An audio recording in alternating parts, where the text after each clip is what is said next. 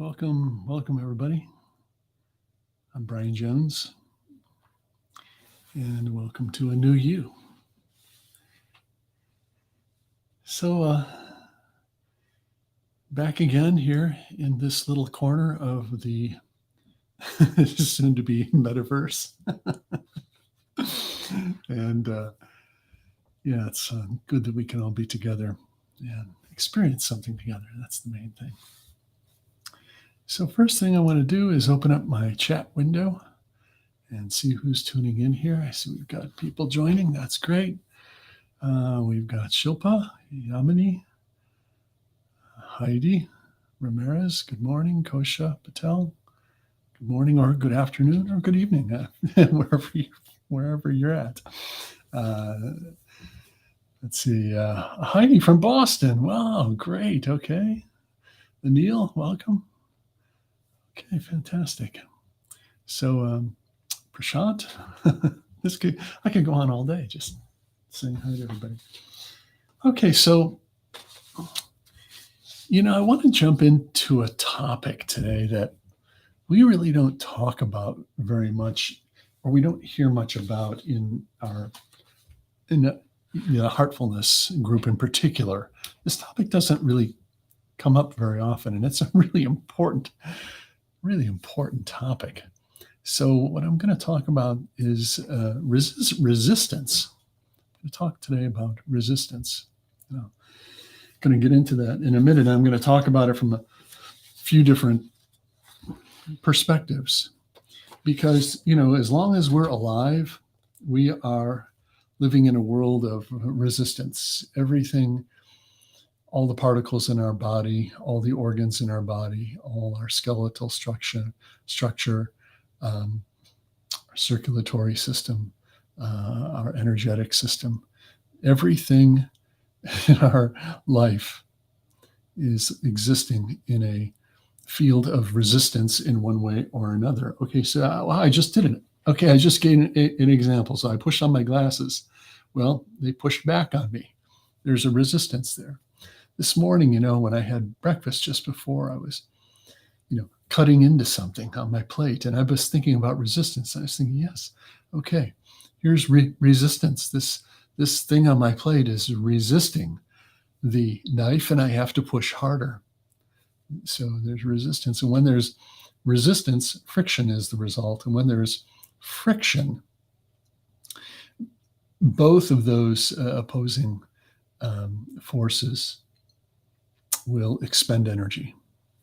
So the object that we want to get into is how to live an existence, live a life of balanced resistance.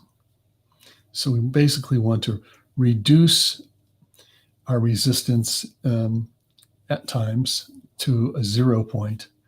And then at the times when we are just engaged with life and the world, we want to sort of be at this, even level of manageable level of resistance. And we'll know that because we will not feel resistance. That's how we know. So, okay, I'm going to now just, what I'd like to do is show you. Let me start with this. Okay, I'm not resisting. I'm going with the flow. I'm not resisting myself. I'm going with the flow. So first thing I'm going to do is read something that I read quite a long time ago on this platform. And this is something I wrote. And I'll read this because in a way it sort of sets a stage for our existence in our life and everything, where we're at. We have existed since the first stirrings of creation. Perhaps we were simply awareness, or maybe only light. From my first spiritual master, Babaji, I learned that we existed in absolute purity in the beginning. Then, just as the universe of particles eventually became matter, we, as awareness, embodied in innumerable coverings. This was likely due to the intention of creation to expand and expand. At different stages, thought and matter commingled, and our pure awareness became enveloped in a material cloak. As individual consciousness, we now exist in this dense organic form called the body. We are now beings of immense complexity. Look at our physical form. It is also many bodies, a dense skeletal system, a flexible muscular system, a fluid circulatory system, an electromagnetic field, a mind exhibiting non-physical thought activity, and many other systems. The science of yogic practice and research reveals many more systems behind the physical. The spiritual master, Daji, has nicely called this our spiritual anatomy. Within this spiritual anatomy are chakras, or energy centers, koshas, or coverings, and endless stages of consciousness enveloped within these centers. Our journey to uncover our original consciousness represents a purification process at all levels of our embodiment: the physical, mental, energetic, and causal bodies. We can no longer assume that one experience of awakening or understanding has completed the extensive transformation that fulfills the complete metamorphosis of our being. Babaji clarifies this, telling us that every single particle of our being is to be divinized. In other words, particles are brought to their original condition. He seems to imply this is an atomic or subatomic transformation, and not merely a shift in mental awareness alone. This is why he has introduced this method of yogic transmission. This is revolutionary in yoga's written history, though Babaji indicates that it was known and utilized as far back as 10,000 years ago. So in this practice of heartfulness, we utilize something called yogic transmission, which is a bit difficult to understand what it is, but it's something we can experience it. We can feel the effects of the yogic transmission. And that's an everyday occurrence when we sit in group meditation or have an individual sitting with a trainer or with the spiritual guide, Daji. So what does all this have to do with resistance? Okay, so as I said, our physical form, the more dense the form we're talking about, the more we're going to find resistance in it. For example, I just moved my arm. Okay, well, there's muscles that are contracting against other muscles and other points of contact. There are joints that are moving, bone that is moving against each other. There's ligaments and all sorts of things happening just in one simple movement is filled with some resistance of some sort. Because if there was no resistance, my arm would just be just a limp arm like this. So we have to have resistance in our life. Now, here's the thing. So resistance, we can say, is necessary, but I want to talk about the sort of negative type of resistance that we sort of impose on ourselves. And this is the type of resistance that we face in our daily life when something opposes us, when a new idea comes maybe from another person or from something we read or see, and that new idea is different than our set of knowledge. What happens? We resist that. And in sometimes when our own personal knowledge is directly called into question by somebody who may disagree with our own thoughts or feelings, you feel within, you feel this wall is coming up, this protective wall. It's, it's this wall of resistance. So I'm going to get into some of the solutions to that, but first what I'd like to do is I want to introduce you to a writer. His name is Stephen Pressfield, and he has written this book here, and I hope you can see it. Let me be sure that you can see this. Yes, you can. Okay, so this book is called The War of Art.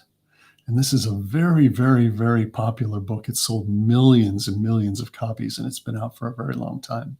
And this is a book basically written for the creative person, but he includes anybody who's on a spiritual journey, spiritual path, in what he talks about. And in the first part of the book, what he talks about most is resistance and how resistance shows up in our life in relationship to our wanting to fulfill our goals, our dreams, our aspirations. Okay.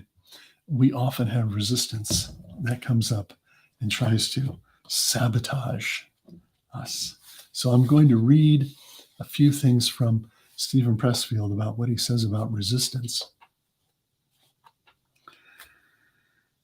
Resistance cannot be seen, touched, heard, or smelled, but it can be felt.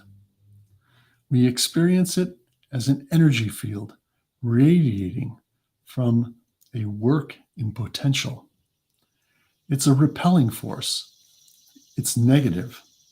Its aim is to shove us away, distract us, prevent us from doing our work. Okay, now, if any of you are in the creative field, let me speak from my experience here for a minute. So I've been a musician. I've been an artist. There's some of my artwork behind me. There's my guitar back there. I'm a writer. I've raised bonsai trees. I've been musical director of a play. I've been lighting director. I've done all kinds of things in the creative fields, digital artwork and large format art reproduction. So my whole life has been in the poetry. My whole life has been in the field of creativity.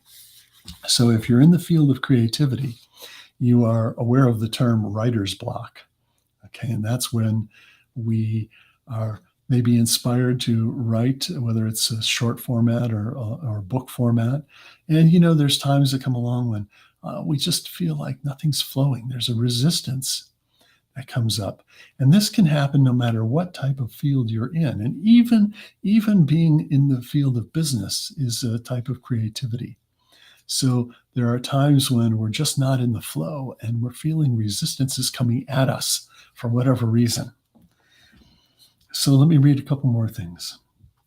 Resistance has no strength of its own. Every ounce of juice it possesses comes from us. We feed it with power by our fear of it. Master that fear, and we conquer resistance. Okay, now let's talk about resistance in relationship to another process in our life, which could be also considered a creative process, and that is something like our spiritual practice, our meditation. How many times, countless times, do we feel some resistance come up to our meditation practice? And this could be as simple as, you don't feel like getting out of bed in the morning, or, you get out of bed and instead of doing your morning meditation, you just feel like you got to get off to work or you got to get off to school or, I have to do this beforehand. And so we can put that to the side. you know, and it's not just our meditation practices. It could be our exercise routine, our yoga routine. So all of these are susceptible to uh, experiencing resistance to doing those things, which we know are so good for us. And when we do them, we feel so good. And so, but it's a funny thing. That's something that makes us feel so good. We also can resist that. We also can resist it. So that's a type of resistance that can be called procrastination.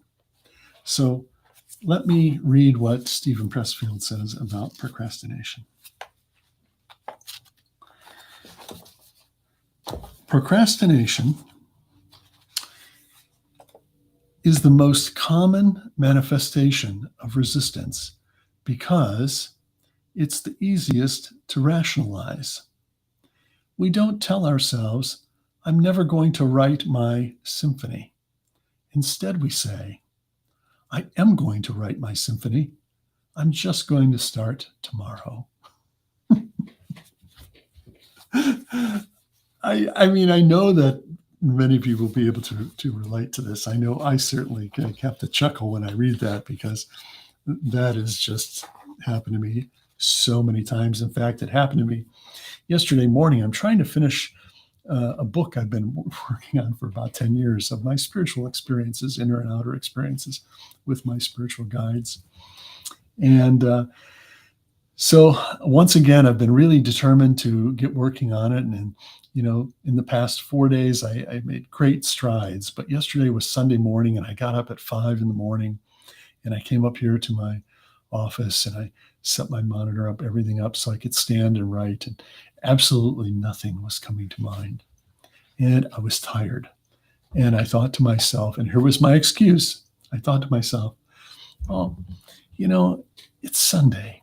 Sunday should be a day of rest. And we've got our morning group meditation, Yeah, I'm pushing too hard today. I can pick it up tomorrow. Well, this is tomorrow. And did I come up here and pick it up tomorrow? No. So, see. All right. So let me read one more thing from Stephen Pressfield, then we'll move on to this next part. The most pernicious aspect of procrastination is that it can become a habit.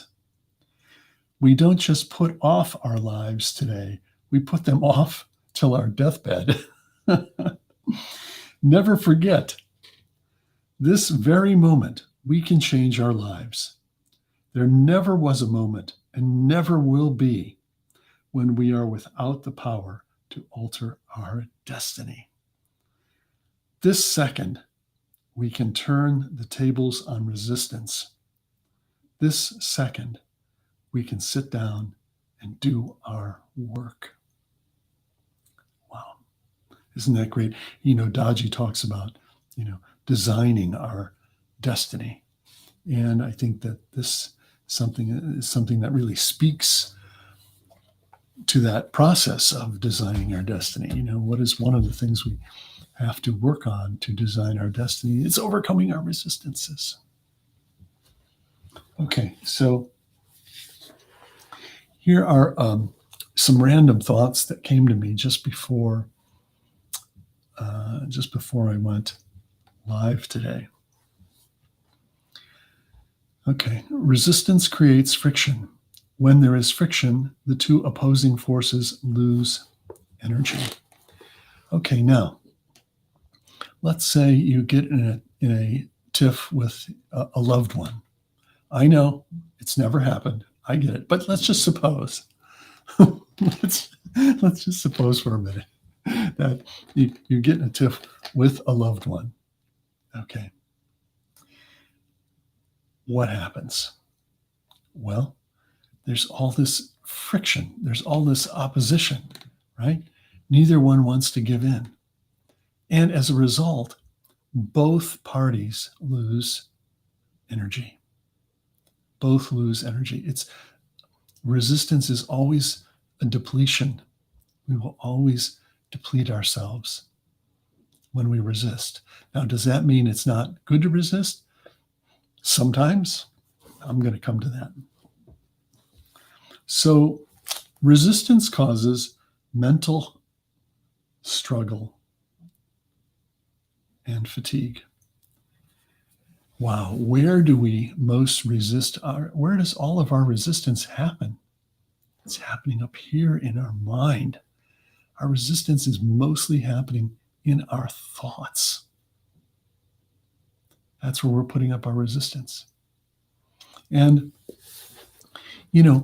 I think for most of our lives, I think pre-spiritual journey, most of our lives, we've got these two counter voices in our head. And one voice is the voice of our aspiration, of our dreams, of our hopes.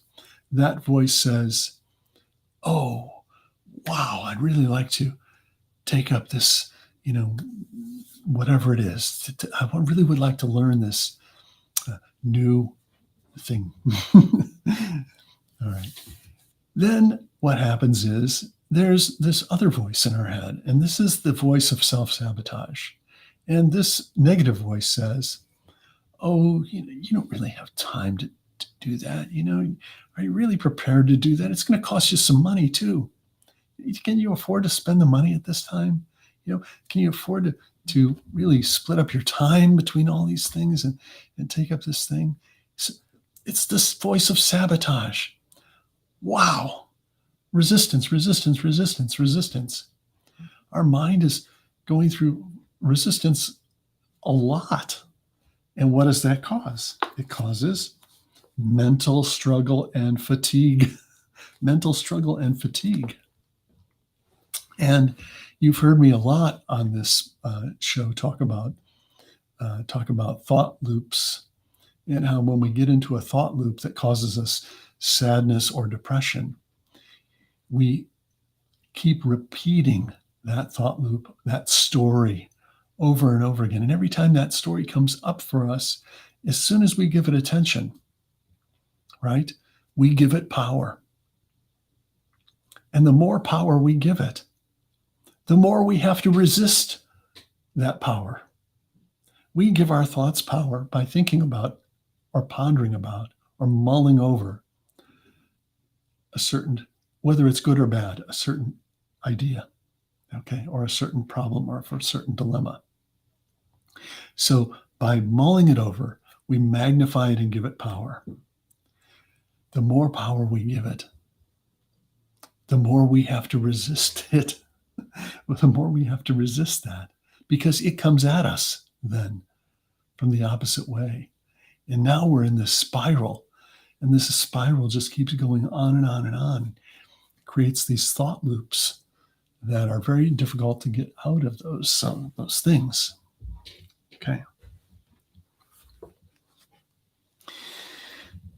Resistance arises when we can't accept an idea or opinion different from ours.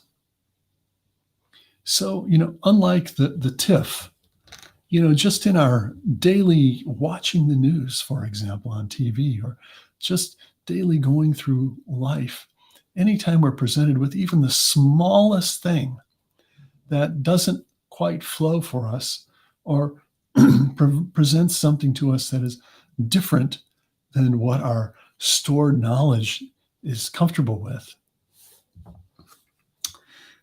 then what we'll do is we won't accept. We don't tend to accept it. We'll put up a resistance.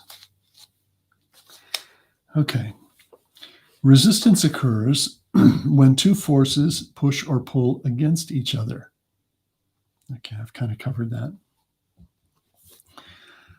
Now, here's what I want to get into in relationship to how resistance can sometimes be, it is a necessary force in our life. Sometimes resistance is good and right, standing up for what is truth, resisting negative tendencies. So that's sort of equally important when you are in a situation where you may feel uncomfortable about the way something is happening. It could be in your family, in your school, it could be at work, it can be wherever it is, amongst friends. Something is happening. It just doesn't, it's wrong. It doesn't sit right with you. Well, it's somewhat our duty, right, to speak up, even if we have to face resistance. Then in that case, we have to have the courage to step in and be a force for good, knowing that there will be a opposing force to us. So now we're, now we're looking at this whole other thing, is that, okay, resistance is necessary. We have to have it. But exaggerated resistance or unnatural resistance causes us to be depleted and fatigued. And natural resistance is sometimes the thing that we have to do. We have to take action in a way that creates a resistance that can bring about change. So here we're looking at, I think all of this falls into a category we talk about and hear about in Heartfulness. All of this relates to self-mastery. Self-mastery. This is, when we have the experience, life experience, that's turned into a deep knowledge, that's then turned into our deeper wisdom,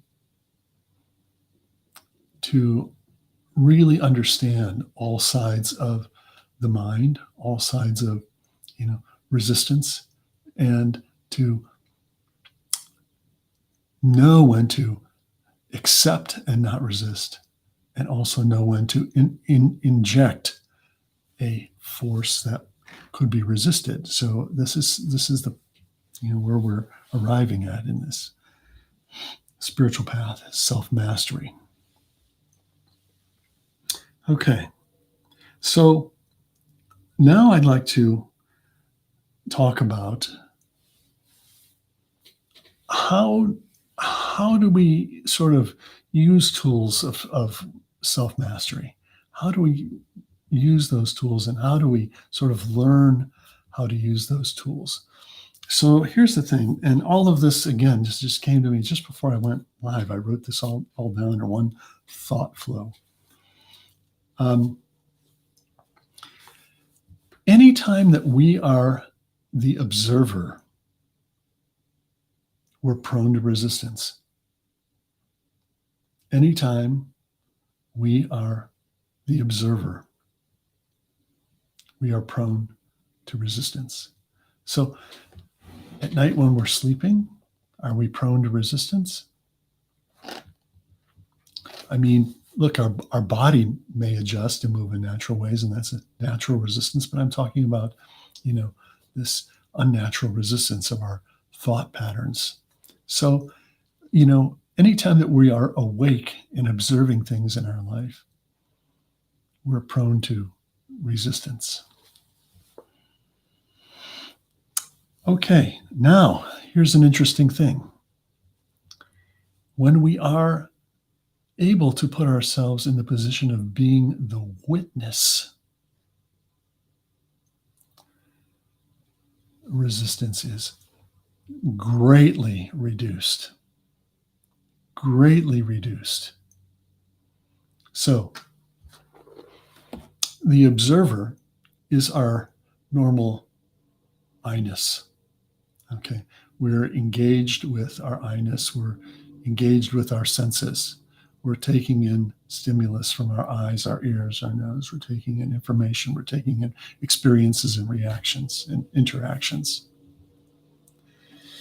We observe those. We evaluate those. We judge them. We store them. We process them. We store them. And then we retrieve those experiences and weigh it against the next set of interactions that we have.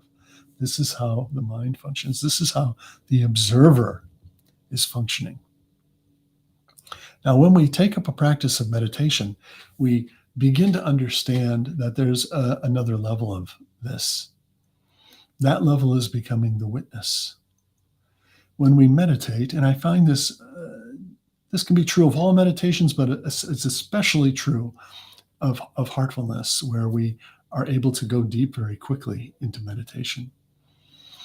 In heartfulness, we experience at the end of our meditation that we are conscious, but we are a witness.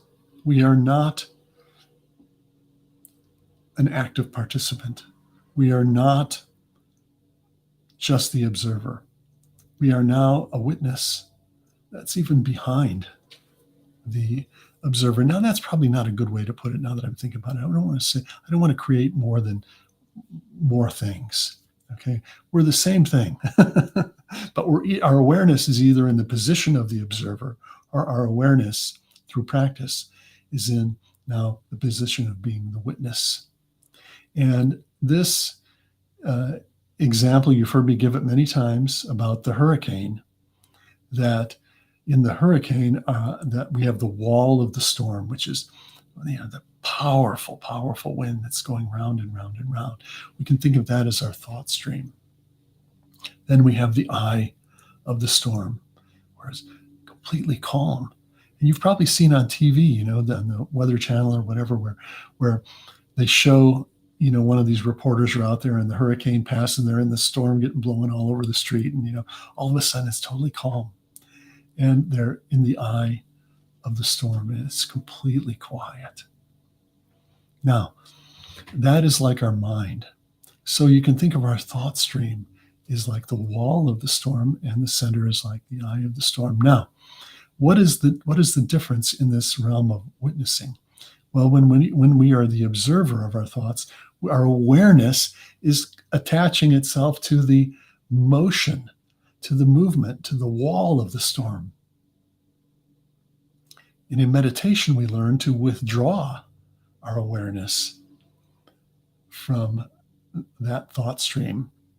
We withdraw it and we move in towards our inner center where it's completely calm. Now, here's the thing.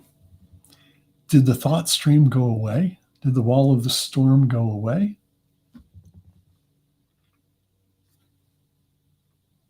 When we come out of meditation, we start to see, our thoughts start coming back again. And before long, we're back in that flow again.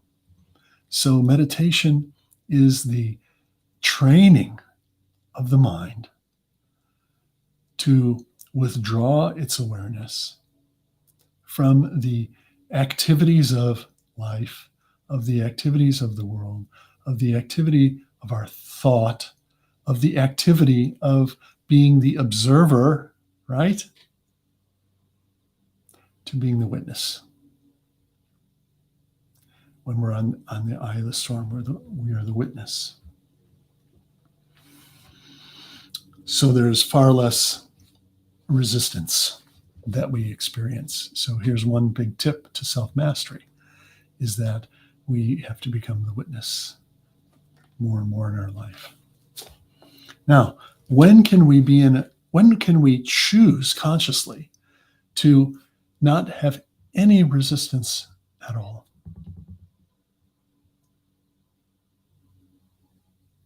Well, we can experience that when we choose to take up a meditation practice, and we can go deep in meditation and reach the state of samadhi, where in that state we even transcend the witness because there's no perceiver. Now we are in a place where no resistance arises because there is no duality. There is no I and other than I. There is no witness and that which is witnessed. There is no observer and all the stuff that's being observed. So in samadhi, just like in state of deep sleep, we can reach and abide in a state of zero resistance. In the bigger scheme of things, in the practice of meditation, we want to reach a state where we are always in the eye of the storm.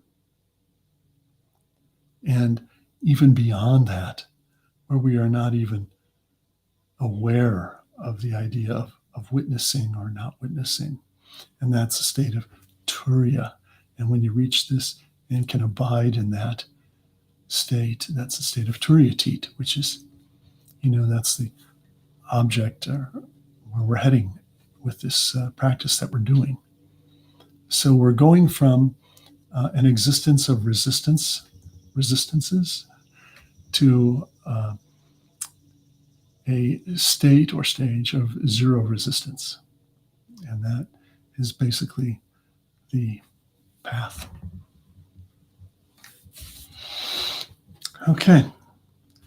So I would like to propose, if you're all open for it, that we get to this place of zero resistance and we experience that together right now. And if you're all ready for that, we're going to meditate. So I invite you to sit comfortably. Take my glasses off. Karin says, yes. My friend Karin, he was at the youth conference in Kanha last week. I think he's been transformed. Okay, so I want everybody to sit comfortably and to relax.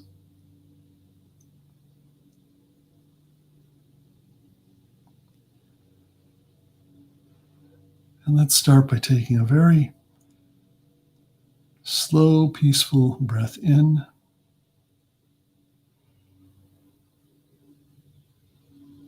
And let it go.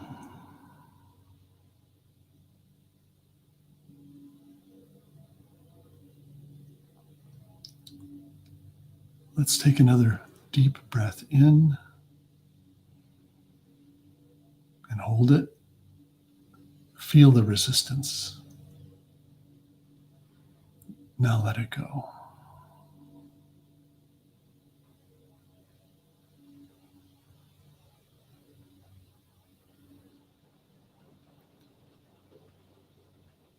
And when we completely let our breath go, we feel that point of no resistance. Very gently bring your awareness to the area of the heart.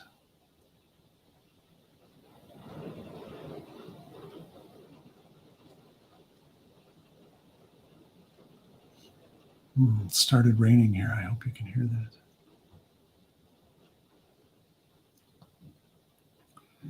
Rest on the heart, just as you would rest your head on a pillow. Rest on the heart and let go, and feel the heart is softening.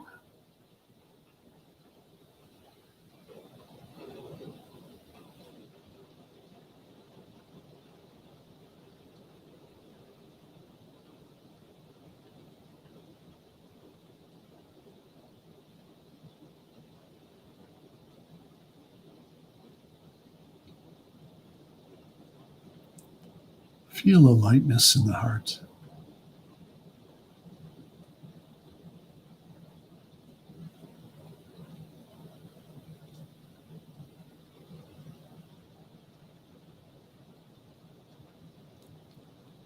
Now let's get even subtler. Let's feel the source of lightness, the source of love and wisdom, already present in the heart.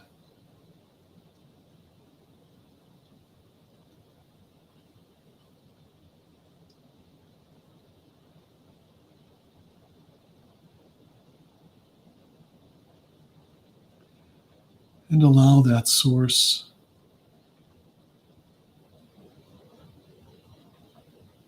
to draw you homeward.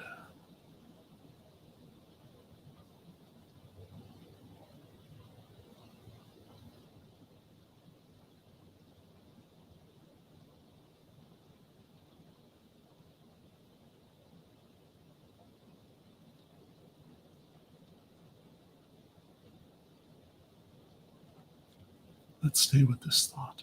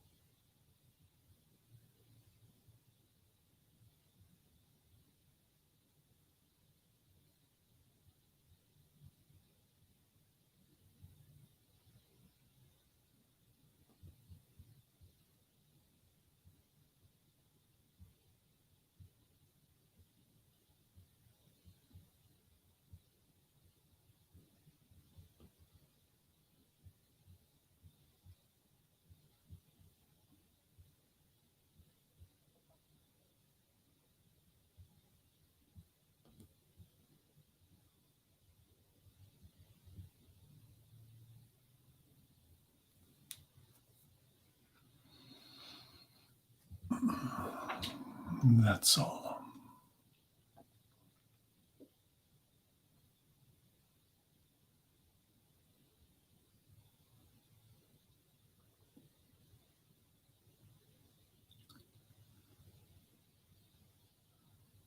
Let's remain with our eyes closed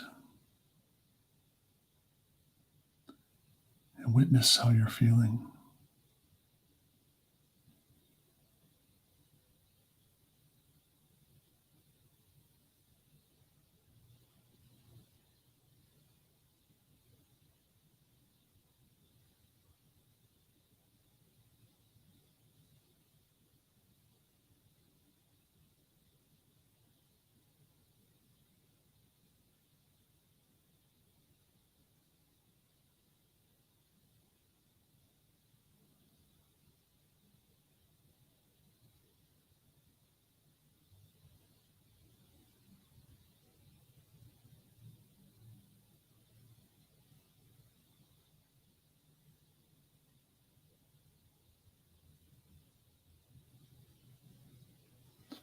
And whenever you're ready, you can gently open your eyes.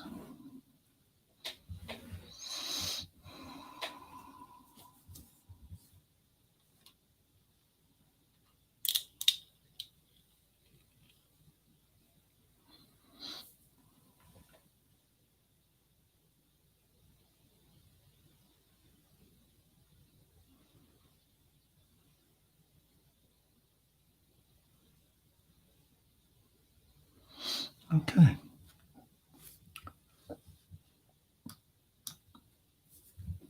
So I would like to thank you for coming together today. And I hope you found that this topic was interesting or helpful to you, something we can practice on our way towards self-mastery. So, Davula Venkatesh Madhusudan,